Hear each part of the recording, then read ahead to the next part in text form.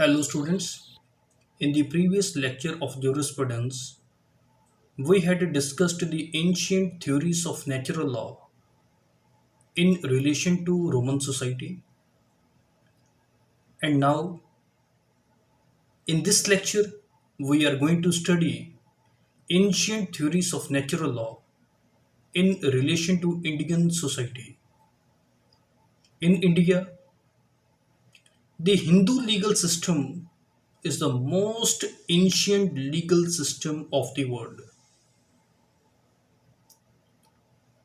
Indians developed a very logical and comprehensive body of law at very early times in comparison to other countries.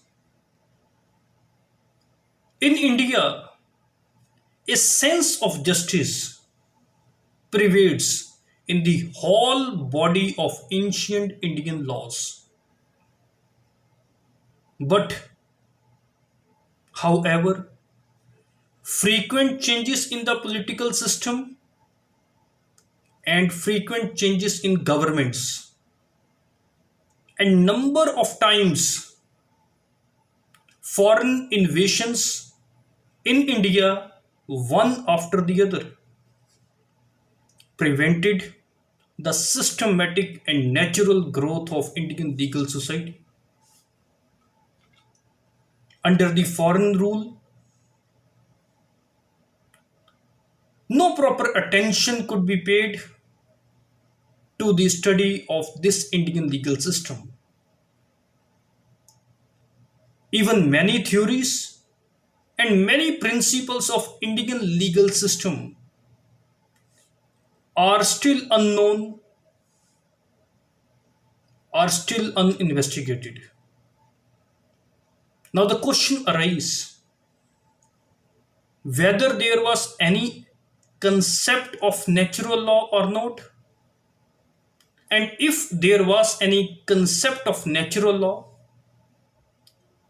then what was the authority of that concept of natural law?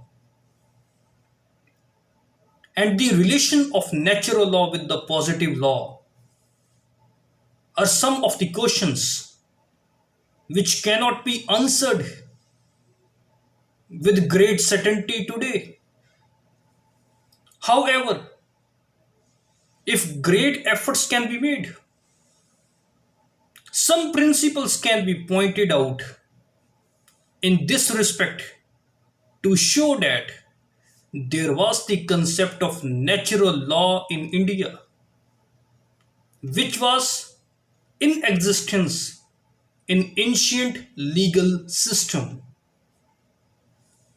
According to Hindu law, every law owes its existence from God, which is the supreme commander.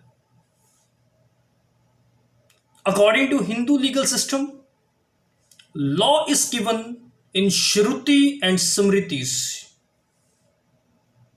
The king is simply to execute that law, which was given in the religious books, and the king was himself bound by the law. And if any king goes against the law, then he should be disobeyed by the people. In the ancient Hindu Smritis, there was the concept of reason and justice. I want to repeat it. In the ancient Hindu Smriti, there was the concept of reason and justice. And it was the argument that the decision should be based on reason. And it should not be given by basing on Shastras alone. The decision cannot be given only by basing on Shastras. The decision should be based on the reason.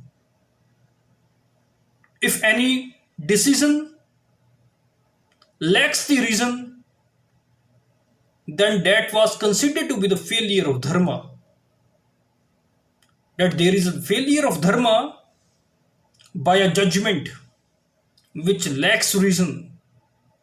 It was also the common argument in ancient legal system that if there is divergence between dharma shastras, because there was not any single dharma shastra at that time, if there was a difference between the opinion of different dharma shastras, then a principle which is based on the reason has been declared to be a right one.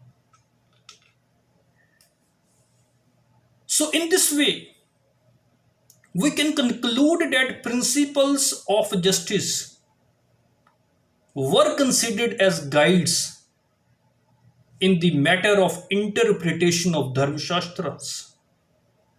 So, in a different form and in a limited way, principle of natural law had their place in ancient Hindu legal system, and natural law principles were applied to give justice to any person.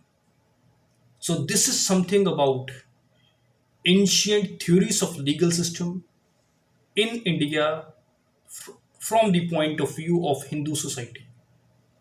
If you like my videos, then please subscribe my channel and also click on the bell icon to get the notifications of each and every law lectures which will be delivered by me. And if any one of you want to get notes of my law lectures, then you can go to Google and type lawarticles2020.blogspot.com. After, you will be on my blogging page where you can find the relevant notes for you. Thank you very much.